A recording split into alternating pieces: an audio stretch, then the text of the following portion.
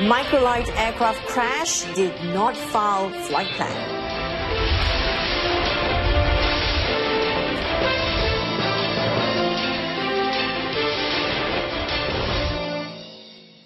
Good evening, I'm Jessica Lee. Welcome to News on 2. The Fire and Rescue Department Malaysia has found that as many as 50% of 956 TAFIS centres throughout the country, it inspected since last month, were found to be unsafe. Among the offences were premises having only one door to enter and exit the building, when there should be two doors, and no fire prevention tools and fire extinguishers. Fire and Rescue Director General Dato' Wan Muhammad Noor Ibrahim said centres that have been issued with notices would be given time to renovate the premises according to the stipulated guidelines. Daripada 50% yang tak baik itu, kita telah mengeluarkan notis. Mana ini adalah proses undang-undang. Dia perlu diperbaiki mengikut undang-undang. Maknanya bukan saja kita bagi amaran biasalah. Mana dia ada legal binding situ. Dia kena buat. Dato' Wan Muhammad Noor noted that checks were conducted on all TAFIS centres, including the ones that were not registered with the Education Ministry, before a report is presented before the Cabinet. It was met at the launch of a safety campaign in Kuantan, Pahang. Checks on all TAFIS centres came in the wake of a tragic fire incident at a TAFIS school in the nation's capital on September 14th, which claimed the lives of 23 people. The GT500 microlight aircraft, which crashed near Sungai Rambai, Melaka yesterday, killing the pilot and injuring his co-pilot, was not cleared to conduct flights by the Department of Civil Aviation, DCA. According to Melaka Police Chief Dato' Abdul Jalil Hassan, DCA was not even informed of the flight sessions. Dato' Abdul Jalil said police and DCA are now conducting a thorough investigation into the incident.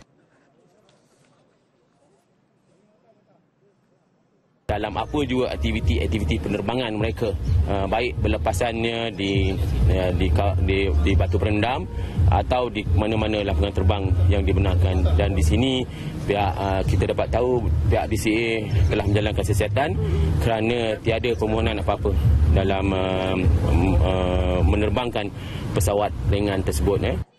He said this at the Melaka Police Contingent National Sports Day celebration held today. In the incident, the pilot Yen Yun Fa, 53, died on the spot, while his co-pilot Muhammad Sharul Shafiri, 35, was injured when the aircraft crashed some 200 meters off the Sungai Rambai Aerodrome runway. The Selangor Fire and Rescue Department have begun preparing to face the possibility of heavy rains and high tides, which have been forecast to sweep the west coast of the state in November and December this year. Now, tidal waves are also expected to occur, which could potentially flood low-lying areas. In light of that, Selangor Fire and Rescue Director Azmin Osman said 1,200 personnel will be ready to assist anyone affected by the flash floods.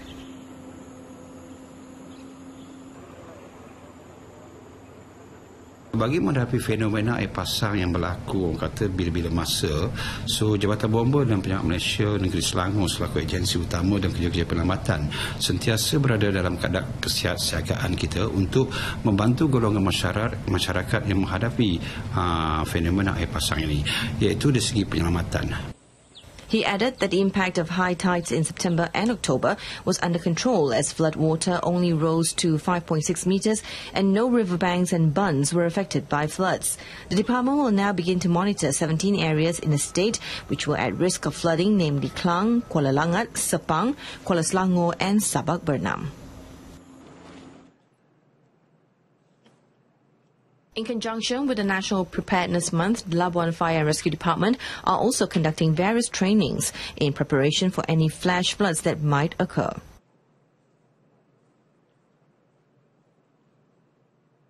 Kita memang berprepare lah. So far kita punya manpower pun untuk menghadapi banjir yang akan datang ni.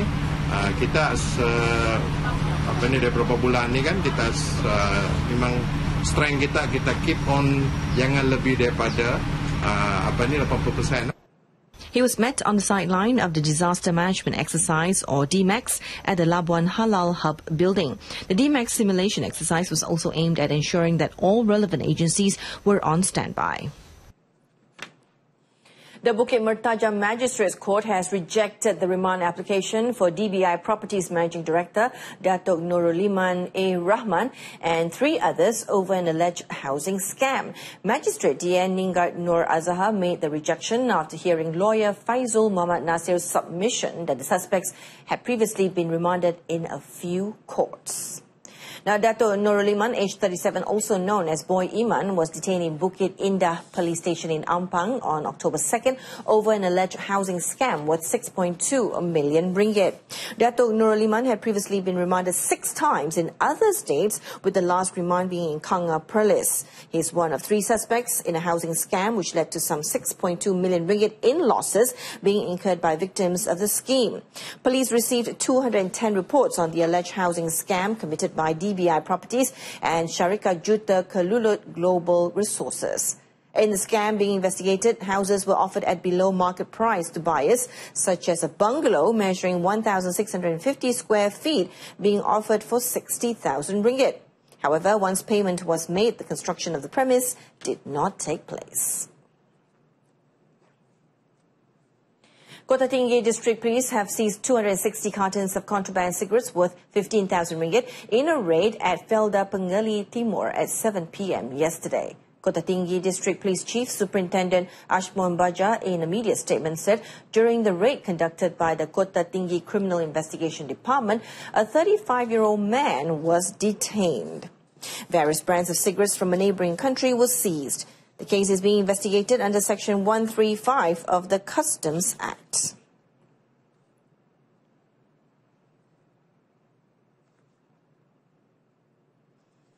About 52 illegal gambling activities were successfully taken down by the Johor Police Criminal Investigation Department, or the CID, conducted simultaneously across the state yesterday. Raids were conducted in 14 separate districts. 52 people were also arrested, aged between 18 and 25 years old. State CID Chief SAC Azman Ayub said in a statement that in addition to the arrests, police also seized mobile phones, printers and cash amounting to 3,660 ringgit. The case is being investigated under Section 4A, subsection A and 9(1) of the Common Gaming House Act 1953. Since last July, 500 gambling premises were raided and action was taken upon them, whether by a court-issued search warrant or based on information received.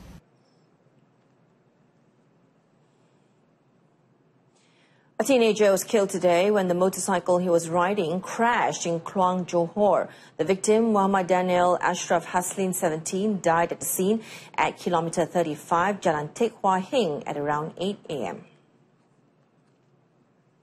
Kluang District Police Chief ACP Muhammad Laham, who confirmed the incident, said the victim was heading to Johor Bahru from Rengam when he crashed into the back of a vehicle. The victim fell off his motorcycle and was hit by another vehicle coming from the opposite direction. Both drivers of the vehicles were unhurt and the case is being investigated under Section 41, subsection 1 of the Road Transport Act 1987.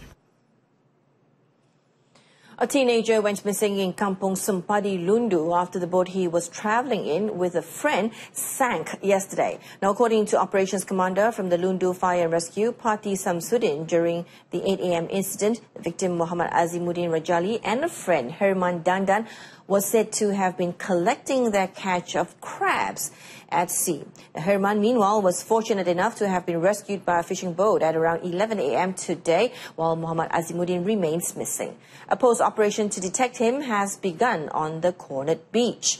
A team of 10 rescuers have been deployed to the location to find the victim, and the search and rescue was still ongoing.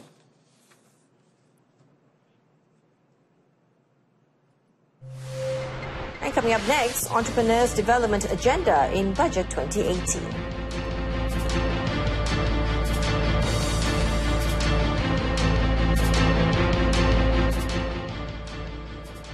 No attention will be given to the development agenda among entrepreneurs besides issues concerning the rising cost of living in the upcoming Budget 2018 to be tabled next Friday in Parliament. The Treasury Secretary General Tan Sri Dr. Muhammad Irwan Serga Abdullah said focus will also be given to the improvement of Malaysia's economic growth.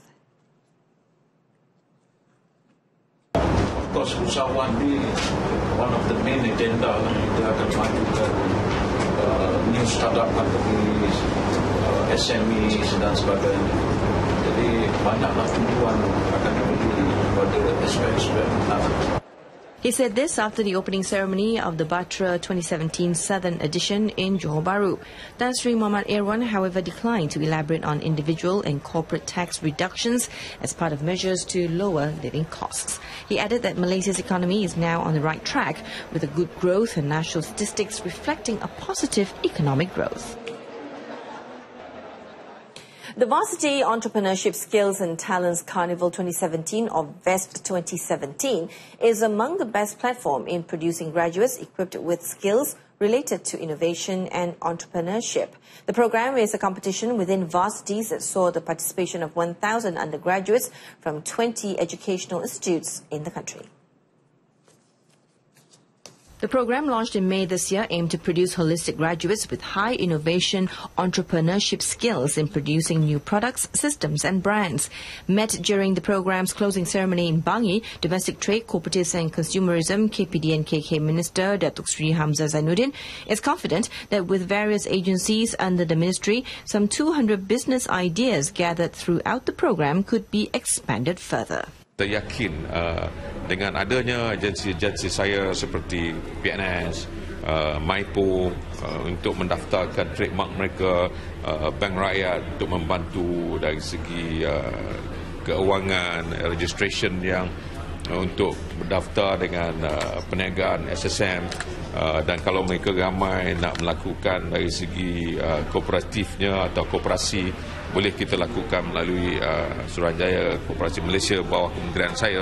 Jadi ini semua kita gabungkan untuk melihat kejayaan masa depan pelajar-pelajar kita di luar sana. Since its launch, VEST 2017 has exposed its participants to various entrepreneurship skills such as branding, building franchise networks and financial planning. A collaboration between KPDN-KK and Perbadanan Nasional Berhad (PNS), VEST 2017 also offered business opportunities and created more jobs in various sectors. The Malaysia-Thailand border area in Kota Perdana, Bukit Kayu Hitam, Kedah, is potentially a dynamic location to set up the duty-free city and the Kedah Science and Technology Park KSTP. The dual projects are due to kick off in the near future. State Exco for Industry and Investment, Domestic Trade, Consumer Affairs and Cooperatives and Indonesia-Malaysia-Thailand Growth Triangle, IMTGT, Datuk Dr. Ku Rahman Ku Ismail said border security matters do not factor in any more given the recent development of the Immigration, Customs, Quarantine and Security ICQS in the area. Kita ada pasukan keselamatan yang cukup, orang kata dihormati, dinamik dan proven track record. Kita ada PDRM, kita ada tentera di situ, kita ada immigration, custom dan sebagainya. The Bukit Kayu Hitam area is part of the designated exclusive economic zone under the purview of the Economic Planning Unit. A total of 12,000 acres have been earmarked for the duty-free city, which will contain a commercial centre, luxury housing facilities, tertiary education institutions, hospitals and recreation grounds. The Association of Wives of Civil Servants and Women Civil Servants, or Puspanita, continued the Puspanita Welfare Pilgrimage Program with a contribution of 260,000 ringgit for the needs and welfare of Hospital Sultanah Aminah, HSA, in Johor. Chief Secretary to the Government, Tan Sri Dr. Ali Hamzah, who is also the association's patron, stated that the program coincides with Puspanita's goal in promoting unity with association members, community and grassroots communities. Tan Sri Dr. Ali said the contribution covers the medical and non-medical equipment to several units in the hospital, besides financial assistance and nutrition packs for employees and children of employees who are disabled. Sumbangan seperti ini, sumbangan kebajikan Puspanita memang telah diteruskan, khususnya untuk bidang kesihatan, pendidikan dan kebajikan, telah diadakan di seluruh negara. The program began in 2013, involving volunteer work and welfare assistance for its members and the local community. Also held today was the Puspanita IM4U volunteer program closing ceremony at the Teachers Education Institute, or IPG, Temenggung Ibrahim campus. 50,000 ringgit was donated to the IPG welfare homes as well as to those with chronic diseases. And still ahead, Typhoon Kanun to make landfall in southern China. Top story, half of Hafiz schools in Malaysia are unsafe. Join us again at 12:30 tomorrow afternoon. I'm Jessica Lee. Thank you for watching.